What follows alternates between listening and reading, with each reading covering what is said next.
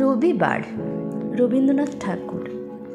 সোমমঙ্গল বুধেরা সব আসে তাড়াতাড়ি, এদের ঘরে আছে বুঝি মস্ত হাওয়া গাড়ি। রবিবার সে কেন মাগো এমন দেরি করে, ধীরে ধীরে পৌঁছয় সে সকল বারের পরে। আকাশ পারে তার বাড়িটি দূর কি সবার চেয়ে, সে বুঝি মা তোমার মতো গরিব ঘরের মেয়ে। সোমমঙ্গল বুধের খেয়াল থাকবারই জন্যে, বাড়ি ফেরার দিকে ওদের একটুও মন নেই।